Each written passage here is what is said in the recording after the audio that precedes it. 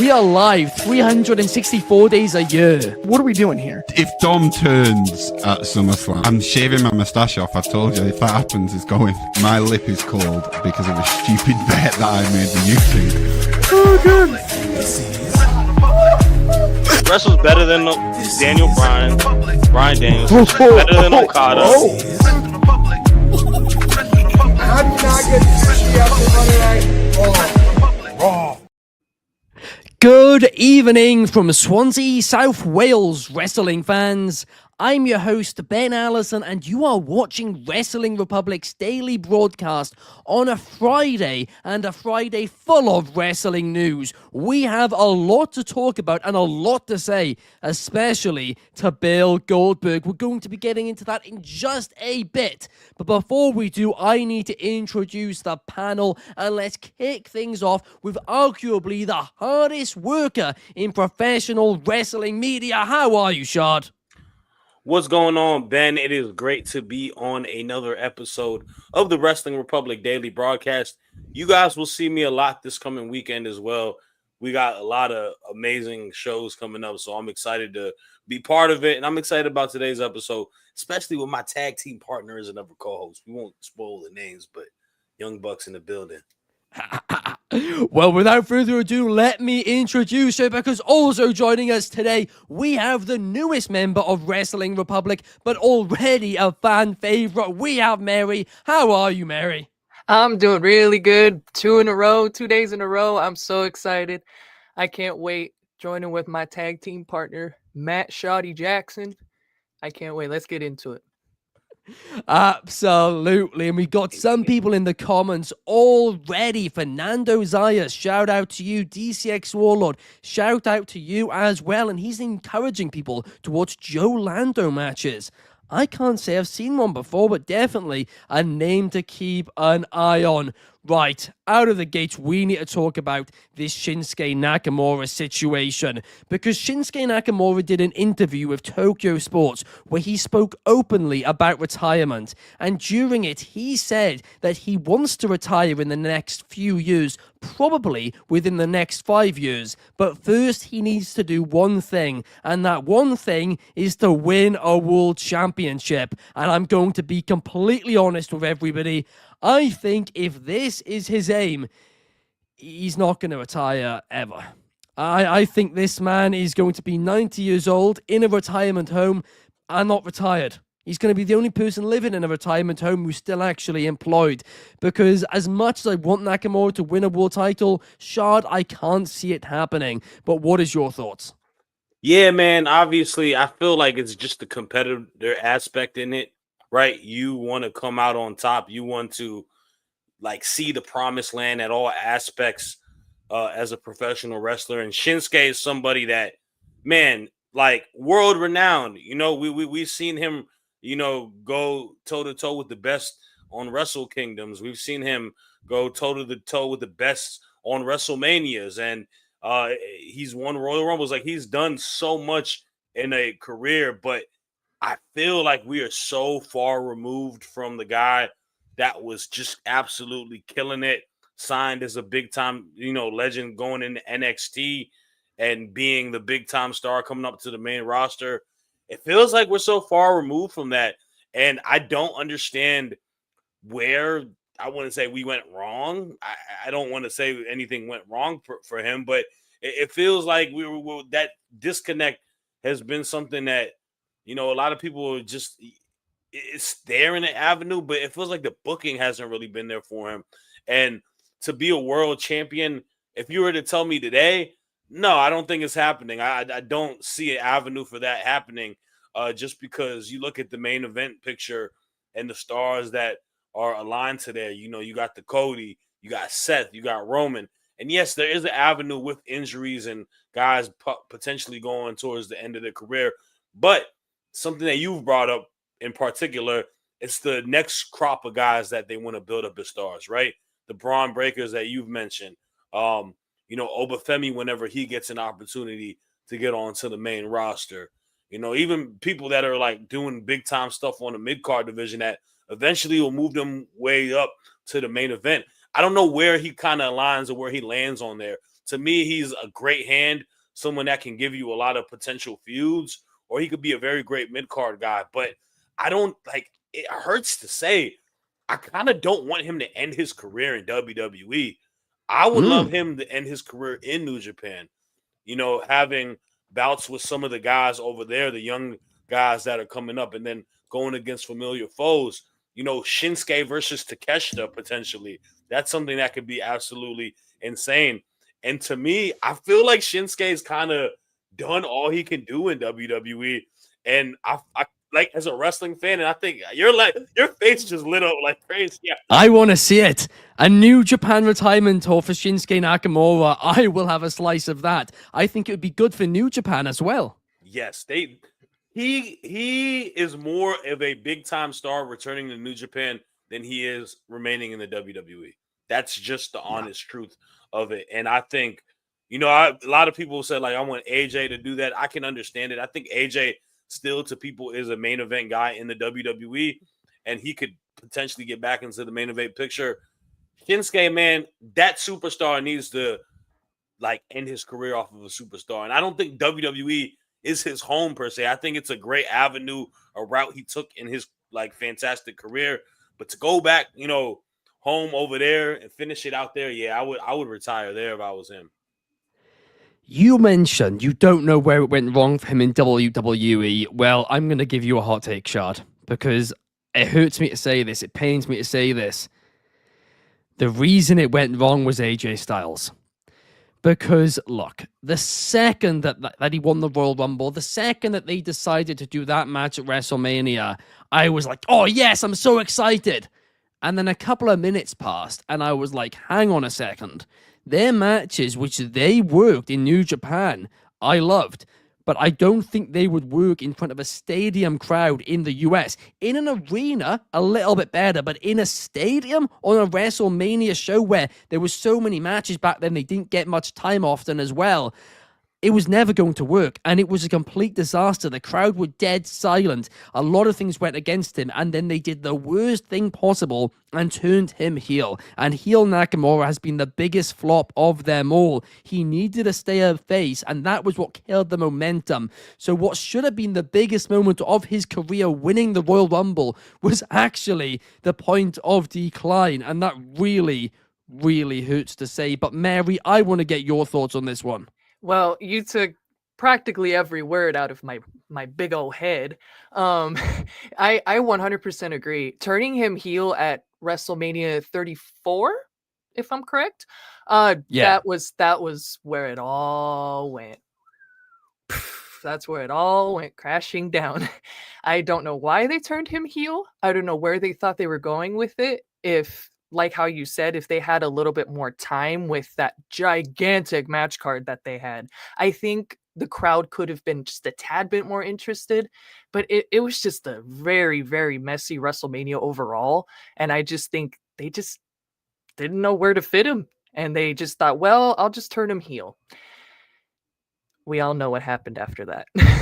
So it worked, but then it didn't work. And I think that's where I would definitely agree with the both of you. I just don't think he's going to be anywhere near the main event scene, especially with this set of wonderful stars that we have. The Seths, the Brauns, the Bronsons, the Johns, the Romans, the bloodline. You know, where along the lines could he fit? I just don't think he can. Like how Shad brought up New Japan, I think that's brilliant. I think that would be brilliant to end his career kind of where he started. That would be the saving grace. I absolutely agree with both of you on that one. That would be great. But there is potentially another option, another avenue. And I'm going to quickly throw this idea out. You guys might hate it. But there was one place in WWE which did feel like home to him. And that was NXT. We're often talking about, Shad, you're often talking about how the men's division in NXT, the upper mid-card to main event division there, is really weak right now.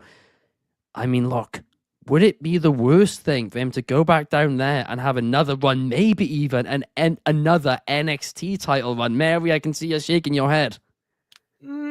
It's like, again, he's already at the brim peak of his career, if he's not just a genuine babyface to help elevate some of those stars that have been performing there, developing there with the performance center, training and all that, I feel like putting him kind of back down in NXT would almost kind of feel like an insult. That You especially wouldn't for be wrong, but at least especially he'd be for doing someone of his stature, if he's not just there being a mentor, a manager, it just wouldn't make sense. I don't know if he necessarily fits this current iteration of NXT. Also, like He to I don't think he does. yeah, like to me when he was in NXT, it was a lot more of I don't know, like it felt more like kind of tied to the people that he got brought up with, right? Where now it's a Yeah. lot of people that are kind of homegrown. I mean, you got a mix of people. Like there's some matches and feuds I wouldn't mind. I mean, obviously the one that's glaring would be him and Oba. I feel like that's one that could definitely be big for Oba. Come on, Mary, you know that would be dope. I think him and Ethan Page would be a fun feud as well. I think as a feud that would be enjoyable. Even though I'm not the biggest Ethan Page guy, I think as a feud that would be fun. Why aren't y'all big Ethan Page guys? I'm very. I'm not a big Ethan Page guy. Why I've not? been actually an Ethan Page hater. What's wrong with him though? I want to be careful with what I say here because I don't want to disrespect Because I know him too Clark. I know much. Clark. It's part of Clark's bit, but Yeah, I don't. Clark dislikes Clark- him more than Clark, I do. No, Clark. Behind the closed doors, Clark likes him. He just No, doesn't say it. I agree. Oh, I don't know. But look, I'll say this about Ethan Page, right? I think he is a fantastic, fantastic hand. And that is a really important role in wrestling. That is not an insult when it is used. My issue is when people are acting like this guy needs to be a future main event star in WWE, and a lot of people are acting like that. That's my issue because he's a good mid-card guy. He can play his role really, really well. But he's not like a super young guy. He's in his mid-30s. So I think he's a good hand and could Chill, be a good hand bro. on the main He's like my roster too. age. Well, yeah, but the fact is right now, no, look, I joke about this, but I'm the messing fact with is, yeah, WWE right now have a major issue, and that issue is they have, for the first time in like a long, long time, I mean, since the Attitude Era, but realistically, it's even worse now than then, where their roster is such an aging roster, and they need people in their early 30s, late 20s to be getting called up, and right now there's just a couple of them, and that's not really an option. I mean, Donnie, I agree with you. He's very average in ring, Ethan Page, but a good character. Fernando disagrees. He says that he loves Ethan Page and he's going to be a huge main event star someday. I disagree with you on that one, Fernando. But Donnie, I do think he's a very strong mid card guy, though. I'm not going to say that. Like Ethan Page will always be employed, in my opinion, because he knows his role and he plays it well. And I'm not like one of these people that are going to be like, well, AEW fumbled him. It's more so just he came to NXT at the perfect time. There was an open avenue and he took advantage of it, and he absolutely has been killing it from there. And it's a better fit for him too. In every way, it's a better fit for him. But that's the thing, he's a good hand. And that is like not an insult. People use it as an insult. It is not. It is such an important role. But a good hand very rarely is a main eventer. Sometimes one can become a main eventer, but it is rare. Donnie says people compare him to LA Knight, but Page is worse in ring, but better comparable as a character, and Knight isn't winning a world title. I agree on that one. Donnie says that Ziggler had a great run in NXT as world champion, and he was way more established in WWE than Nakamura was. Another good point, and that is the thing though, Shad, I want to quickly go back to. You mentioned about how, he maybe wouldn't really fit well down there compared to what is down there now. But is that not actually a positive when you think of it? Maybe putting him down there, those guys will learn, and also maybe the product will become a little bit more entertaining. But more importantly, the younger talents will actually learn so much from him that then they will take on with them on their journeys. I mean, yeah, I do think there'd be. Look, I'm not saying if he was to stay in the WWE, like if this conversation is what he's going to be in the WWE, then I have no problem with it. I don't know if you'll get the same, like, I don't know, man. It's just weird. Like NXT feels like high school to me right now. You know what I'm saying? Like it feels like high school. Like And I feel like him going there would be a good veteran hand. You know, people would love him to go there. But I don't know if that creatively will, like, you know, have him being like, oh, yeah, I can't wait to wrestle Josh Briggs, who's a great worker. But, you know, Actually, I quite would like that specific example. I would like to see. Fun match. But I mean, if it's a point, like to Donnie's point about Ziggler, I thought, like, I don't know, even comparing him to Ziggler, like Ziggler is without a doubt one of the most underrated performers of our time. And Yeah. Ziggler is like, he's such a chameleon, being able to work with whatever locker room, whatever promotion he's been able to do. Look at what he's doing in TNA right now. Yeah. Like, he's absolutely killing it in TNA as a character. Where I think Shinsuke could probably succeed. He's not gonna like drown or anything. I just don't know if that's, like, you know, the feather to the hat. I said, look, man, I even said this. I don't like AJ Styles and Dragon Lee tag teaming.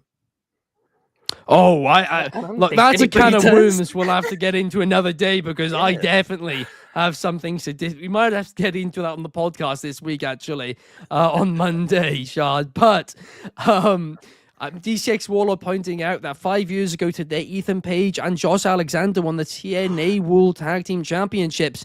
I mean, look, the North, I actually think, was, like, amazing for both guys. I think Josh had a great singles run after that in TNA, but even still, I'd have loved to see them together in NXT. But without further ado, we need to move on, because this next topic is going to be a little bit spicy, I believe, because this week, Goldberg had an interview on Real Talk with Mike Burke, where he was talking about his undefeated streak in WCW, and then he mentioned about how somebody had beat it, and he referred to that person as some girl at WWE. They did it on purpose. He then did clarify, I have nothing against the girl by any means, but yeah, come on, Goldberg, you know her name. Don't act like you don't know her name. Say her name, Asuka. The disrespect you, it is incredible, but I am not going to get into a rant about it just yet, because Shad, I want you to get what you want to get off your chest first, because I know you have a lot to say about this.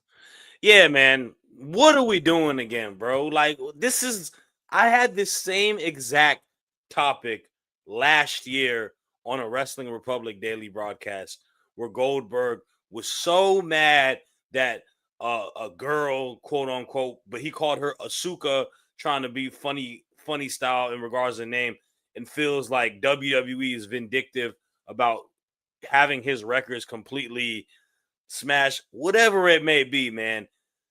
This is the thing, bro. This is professional wrestling. This is all scripted. Records are to be topped. Records are to be smashed. And for him to feel like he is so far superior that his record should be coveted and held, and that some girl is gonna take it away from him, and that's the biggest slap in the face and disrespect, take your misogynistic BS and throw it out there. Because Asuka is not just some girl. Asuka is a world champion in NXT. She's a world champion on the main roster. She's a tag team champion. She's won world titles in Japan. She has a very rich history in professional wrestling. She has been doing this for decades plus. And she is not just some girl. She is one of the most renowned, one of the greatest wrestlers of our time, one of the best women's wrestlers in WWE history. And I will tell you this, I remember more and appreciate more with her streak than his streak. I'm not going back and watching Goldberg matches, squashing people and injuring people, but I will watch Asuka versus Ember Moon. I will watch that. That was a classic. Like, this type of stuff is so stupid, man. Like, I know that he feels some type of way towards the WWE, especially towards Triple H, but you don't need to do that in an avenue to just completely belittle and disrespect someone else. And she's living so rent-free in your head. Good brother, you complain about Bret Hart always being mad about not forgiving you. It's time for you to let this go as well. You're a little too old. You know, your career is done. Go watch your little son playing college football at Colorado and then try to help him get a PC deal, because you know he ain't making the NFL. Call a spade, man. You are not that guy, okay? You are the most overrated professional wrestler of all time. You hurt people. You screw people over. No one really rock with you. Just hang out with Coach Prime in Colorado. Watch little man sit on a bench. We'd be good. His son hasn't done anything. Let's leave the son out of this. But apart from that, Shad, your word for word, exactly my thoughts here. Donnie says, and this is a great comment, that Hulk Hogan said to him years ago in an interview that he never beat anybody. His opponents did him favors. That's the business. And that is a great point because, like you said, Shad, this wasn't some real streak. This was a streak designed by the writers, right? And for Goldberg to act like, oh, they did it on purpose. Well, yeah. In the same way that WCW gave you your streak on purpose, too. Dude, this isn't some coincidence or some big accolade. It's scripted. Hello. The writers make it. Guess what? Someone is probably going to beat Asuka's streak at some point, too. Yeah. And like to Donnie's point in a comment earlier, I don't think she's going to chirp or complain about it. She'll probably. No. And the funny thing is that there was a tweet a while ago where after she beat the record and she said, this means a lot to me. I have a lot of respect for Bill Goldberg, right? So to her, she is showing the most respect going into it at that point. Now Asuka's funny. She trolls, she puts her memes out there and whatnot. But yeah, man, dude, what is it really because a woman beat his record? You look at someone like Flair, man, and Flair always says the novelty, Charlotte is better than me. She's the greatest player of all time, right? You know what I'm saying? I know it's his daughter, but still saying that, and even saying other people like Mercedes and Bailey and all the four horsewomen, how he talks to them in high regards and stuff like that. Women's wrestling has evolved so much in the years upon years, man, and it's really, really not a big deal anymore, bro. It's okay. You'll be all right, you know? So yeah. I mean, a few months ago I made a joke, but I'm going to make it again, right? Because I'm half joking, half being serious here. Fernando's saying in the chat that Goldberg and Bret Hart need to do a podcast called Grumpy Old Wrestlers. Add Rikishi to that, right? Chuck them in a room, have them record it every single week. And these guys are just so far gone and so delusional at this point. I don't think they'd ever notice Keith if just love his nobody. family, Ben. Yeah, but I don't think anybody would notice I don't think any of those three guys would even notice if it's uploaded or not. Don't even upload any of these episodes. Have them go into this room and get all the frustrations out every week. It's basically therapy for them, and never release them, and the world would be a better place because Bret Hart, Rikishi, Goldberg, I am sick of these guys saying dumb things and hurting their legacies. You can say what you want about Goldberg's legacy, whatever, right? But the fact is, all three of these guys have legendary careers, undoubtedly. And by doing this, by waffling on these podcasts, saying these, just hateful things, some girl, you said they weren't misogynistic, Shad. I'm going to be honest, I agree. That terminology, some girl, say her name. What are you doing? Nah, and Mary could attest to it too as a woman. That's highly disrespectful. You're not looking at somebody in the same regards. It's an even playing field, man. I 100% agree. Some girl, that's just, come on. Bill, if you're watching this, come on. As a woman, come on, do better. Do better. Exactly. You've been in this business for too long. Are you going to just be mad all the time? Forever? Until we just forget about you? I don't understand as well, these Bret Hart's a little bit different, right? Because obviously, as we all know, his career did not end the way he wanted it to. But in the case of all these other wrestlers, they've had legendary careers. The industry has been so nice to them. And now instead of trying to give back, they're just hating on everything. That's what I can't get my head around, right? When, Bret Hart needs to get over things himself. But the fact is that in Goldberg's case, there's no excuse at all. But talking about women's wrestling, this week, Athena was interviewed by WFAA 8, And in that interview, she was asked about the potential of an AEW all-women's pay-per-view. And in it, she says, I know Tony Khan has absolutely thought about this. It's just about timing. So seemingly, AEW are open to doing an all-women's show. Mary, I want to get your thoughts on this out of the gate. I think that's a fantastic idea, but it's 100% like how she just said, it's all on timing. I feel like if they do the slow cook, like how they were doing with these women's tag titles that just been announced recently, I think it'd be brilliant. But I just already know we're gonna have the hardcore WWE fans to just say it's a copy paste of Evolution. It's like it doesn't matter. If there's star power on a certain promotion and they want to do an all women's pay-per-view, do it. Do it. Showcase it. Showcase it. Showcase their particular talent without the controversy. There's a stacked women's roster. It's the best women's roster, I feel, in any promotion currently right now. And I think it'd be brilliant if they just timed it right, storyline based right, have the correct champions. I think it'd be brilliant. I would love it. I'd pay to watch it. Absolutely. It could honestly be, I mean, look, and AEW pay-per-views, I think we're all on the same page of, yes, they can be a bit long at times, but generally the wrestling quality on them, I mean, it's better than anything else, right? And sometimes stories are hit and miss, but the wrestling usually always delivers. Imagine an all-women's AEW pay-per-view. That gets me excited. It really, really does. That could be incredible. And Wrestling Pedigree 92 says, if they do it, I would do it in the spring, months before All In. I mean, yeah, honestly, that would be a great time to do it. There's no denying that. DCX Warlord says, Deonna and Taya versus Tay Mello and Anna Jay for the tag titles.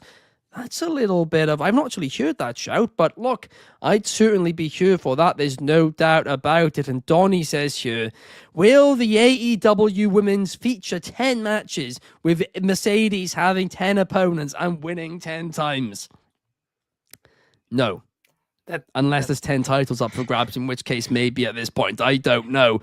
There's more titles appearing every week, but I would for sure absolutely love to see this. But talking about things I love to see, we're going to carry on talking about AEW right here because we need to talk about an interview MVP did this week. Because this week, MVP was on his own Marking Out podcast, and in it, he was talking about giving advice to younger wrestlers in All Elite Wrestling. And he said the number one piece of advice he is giving is to do less false finishes. He's saying there are too many of them in AEW, and therefore they don't mean as much.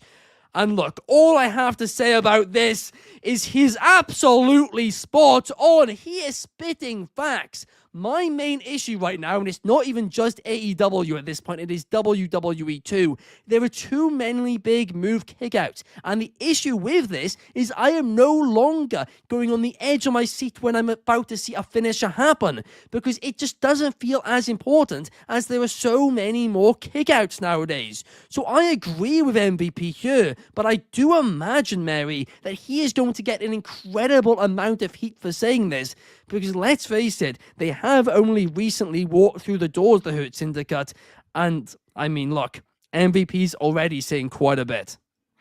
I mean, he's spot on. It's like how you said, Ben, it's not just AEW that's doing this. You know, we're having these wonderful matches like Okada and Bandito.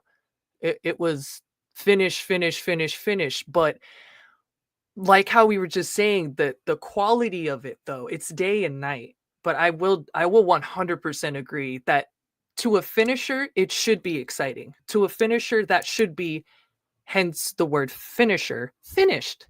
You shouldn't be doing, like an example, a crossroads. You shouldn't be doing 3 crossroads and then your opponent kicks out. Make it make sense. You shouldn't be knocked out, speared, go to sleep, and then you kick out.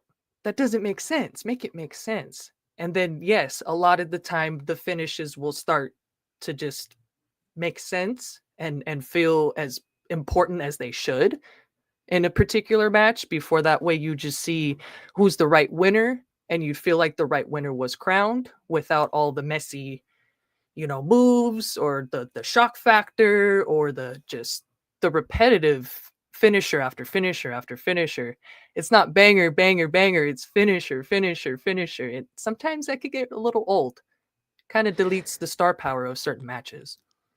You are absolutely right there. And I mean, look, right now, the biggest star in this industry, or at least the main champion in this industry, is Cody Rhodes. And usually the main champion, like that's one of the most important moves, whatever their finisher is. But the Crossroads, to your point, it takes 3 of them. One off the top rope actually wasn't enough at Crown Jewel. That is how shocking it is. And I didn't mind it when they did the entire thing with Roman Reigns, because obviously that was WrestleMania. That was a big match. The year prior, he only hit 2. I didn't mind it then. But now that 3 Crossroads thing has actually become a thing outside of that, that's where I have a big issue. And again, we got a comment here from Luis Morales saying this is why we have signature moves and then finishers. Signature moves have basically just gone extinct. They have basically now we just go straight to the finish and we just do more finishers. I can't get my head around it, Shad, and it makes me very, very angry. Yeah, it does. I definitely understand it, and I feel like this is a more widespread issue in professional wrestling nowadays. But I would be a hypocrite if I didn't sit here and tell you that I don't enjoy all the overbooking and chaotic false finishes that occur on all elite wrestling. It is what drives me to want to watch pay-per-views. It's what makes me love watching someone like Will Ospreay. I love the chaotic chaos of it all, man. And yes, is it short selling your belief and thinking things aren't as realistic and whatnot? Yeah, you're probably right. Do I care? Am I entertained? Absolutely. Absolutely. I love it all. I was there when Ospreay and Darby Allin wrestled in Washington, D.C. I loved every near fall. I loved every crazy spot. I loved every finisher being spammed. It made me jump out of my seat. It made my wife jump out of her seat while she was pregnant. She sat down after because you got to be safe. But it just, I don't know, man. It's something more so just AEW. Like, I feel like I just love the identity of it, and I just love that people are upset. Now, to your point with MVP, if you're asking me on my opinion on his advice and talking to wrestlers and mentioning that, he is way more of an expertise on it than I am, and I have no problem with that. This is why someone like MVP is very, very pivotal and important to that locker room, because you have a young generation of superstars on that roster that are learning and they're trying to be the best of themselves. And for him, giving constructive criticism, right? And not like genuine constructive criticism. It's not an avenue of critique where it's kind of coming off as disrespect or anything like that. But it's something like, no, this is, if I was to make something, this is what I would fix. That's like, you need people like that, man. You need people that are, straightforward and truthful. And I know people will be like, why say it on the podcast? It's fine, man. I heard how he said it. It's not an avenue of him like saying AEW does it too much. It's more so him telling the guys who are working these matches and how they produce their matches or whatever it may be, whoever produces the matches for him, like, yo, I would probably calm down on this, do this, that, and the third. And I love it. And I love that. But I can't be a hypocrite. I do like false finishes, man. But here is the thing, Shad, right? Because you said you enjoyed it. And of course, like we said, you're in big matches. That is the case, and it can make a great match, an amazing match, if done right. But let's talk about Will Ospreay, because other than Cody Rhodes, he is another fantastic example. I think, and I want to say this first, Will Ospreay is one of the best wrestlers in the world. I think he is fantastic. I've watched him for years. Technically, he is incredible. His athleticism is off the charts. His in-ring psychology, his selling, it is all fantastic. But the one issue with him I have is that none of his finishers mean anything. And the reason for that is they all get kicked out of. And yes, to your point, Shad, in the arena, that can get really exciting. You're standing up, you're cheering for it. That's awesome. But what happens a year, 2 years down the line where everybody has already seen it happen? They're just not going to get excited after the first finisher. They're not going to get excited after the second finisher. And then bang, not only are we in a case where this is no longer exciting, we're in a situation where none of his finishers matter at all. And that's a problem, surely. Yeah, I guess, man. I guess it does have a bit of a problem towards it, but it depends. I mean, it's the viewership and how things are built for it, man. Like, I truthfully feel like AEW has built and constructed themselves an identity of how they handle and they do stuff with pro wrestling. And to me, it's to be more over the top, feel indie centric, whatever it may be, like just kind of a buffet of how different styles were. WWE, as of maybe not as of late, but for most of the time, it's kind of, slower pace, work to the big spots and get to the big spots and go from there.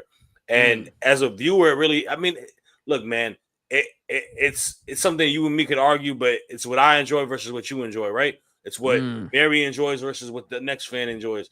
And if they have, people that are fans and niche audiences to what they like and they enjoy this style of how matches are built and delivered, then you kind of got to cater to that audience. You don't want to drive yourself. Like, I don't think you drive yourself completely like mirroring what the other company does just because, people are going to always say, oh, of course not. Yeah.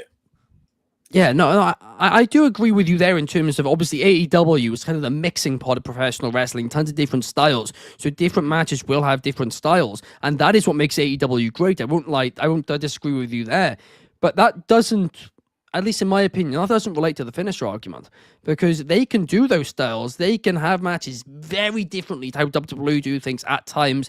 They can do Lucha Libre, more of a strong style. They can do all these different matches and it works brilliant. It's, like I said, a mixing pot of styles.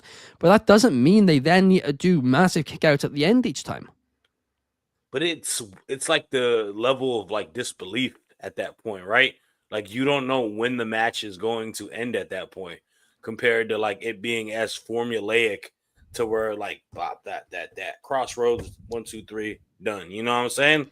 Or like to me that I think that's where like the chaos aspect of it happens, where there's like, maybe they can. I don't disagree with from the standpoint. Maybe they can kind of tone it down a little bit, but to that point, like it also just adds so much more intrigue to it. I don't know. There's a quote here from MVP I'm going to quickly read out because I think this is very, very good. The first false finish, oh! The second false finish, oh! The third false finish, oh! The fourth false finish, oh! And then the fifth false finish is when they take it home and they're like, oh. And that kind of links into Donnie's point here, and it is something I have noticed in Will Ospreay matches. The crowd pop for tons of the kickouts, but then the actual finish is one of the smallest pops. And that's kind of where I'm like, that's my issue with it. That is ultimately my issue with it because the finish, as I would say, is the most important part of the match, at least in my opinion. But Mary, I do also want to get your thoughts on this. Do you think AEW, for their style, it works for them? Or do you think they do need to tone it down? It's kind of like what I said earlier with like earlier this week on Dynamite. We saw probably the match of the year with Bandito and Okada. Wow. They were back and forth. Bandito was going crazy. Okada was just right up there. The match was great. So were the finishes. So I think they're toning it down just a little bit, except for obviously their extreme matches, their stipulation matches. Yes, that has to get a little crazy. But if you just want to talk finishes, I think AEW overall has gotten a lot better with going back and forth with their specific finishers, and their pop feel has, I feel, slightly improved. It doesn't just feel overall predictable, and it's kind of like what Shad said, to give it that kind of chaotic aspect just to keep you watching. It's not like they're just doing multiple finishes just to be like, oh, really? Another lariat or another spear or another knockout punch? No, it's, oh, he did this. Oh, he did that. Oh, or is the match over yet? No. Oh my gosh, no. It's going to keep going, and that's what keeps you watching. That is a good point. That is a very good point. My counterpoint to that would kind of be, wasn't just that what signature moves or just even a good normal move was years ago? Because sometimes you would be watching an episode of Raw or whatever, and people would win with just like normal moves. But most notably, when I used to watch wrestling, it used to feel like people would pop for like some basic moves a little bit more because they were more excited to see those. Whereas now it kind of is only the big moves people are popping for. I mean, Shard, like obviously, I don't know when it was. When was it you attended your first wrestling match? My first wrestling match ever? Yeah. Ali. I was probably like 13 years old. I went to like a Raw. Were people then popping more for like just random moves compared to now when you go to a Raw taping? Probably. I feel like it probably felt more. Man, it's been a while, bro. It's 20 years. I mean, yeah, it was like a house show or whatever. So I mean, people were excited. I guess you were more so excited just to see the stars. I mean, honestly, watching it as a kid and watching it as an adult, and watching it as someone who watches it more like actively for like the wrestling aspect of it is a little bit different. Obviously, like to me, I love going to the WWE house shows for that same reason, because you'll see more avenues for pro wrestling where compared to like going to like a Raw. Like I went to a Raw like 2.5 years ago, and like it was when it was 3 hours, right? And it was a lot of talking and stuff like that. And you're kind of like, oh, this is fun. All right, I'm getting tired. I got to work the next day. Where I like, to me personally, like I always say, man, AEW kind of reignited my love for pro wrestling again. I went to that first Dynamite in Washington, D.C., and I was like, you know what? I need to go down the rabbit hole and like follow these things now. Like this was the first thing. Now I have to watch every episode, and I've watched almost or followed every episode since, right? And every time I've gone to their shows, like it's always such a crazy, fun atmosphere. And and that, I guess that's just me appreciating that more than anything. But I mean, look, I've said this before. I said it when I went to my first Dynamite. AEW weekly shows are way better to go and see compared to a weekly Raw SmackDown, just because they are kind of a bit more for the live crowd and there is more wrestling too. Now, you can argue whether you think that's a good or bad thing for TV, that's another argument. But going to the show, undoubtedly AEW shows are better when it comes to a weekly product. Pay-per-views, I think it's an even toss-up. But Mary, what are your thoughts? So to kind of add to that, Ben, I am actually going to be going to this Monday Night Raw this week. Oh, so I'll get back to you on that.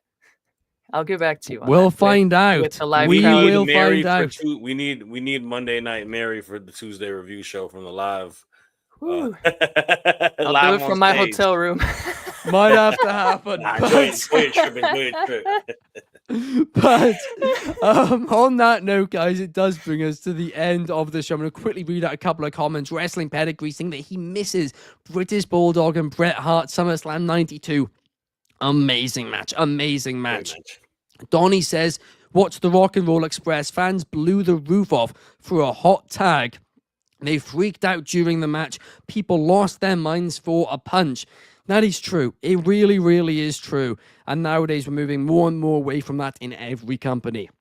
But it does bring us, guys, to the end of the show. Thank you, Mary. Thank you, Shad. And we will see you guys same time, same place tomorrow to talk a little bit of Friday Night SmackDown on a Saturday. Have a fantastic Friday evening.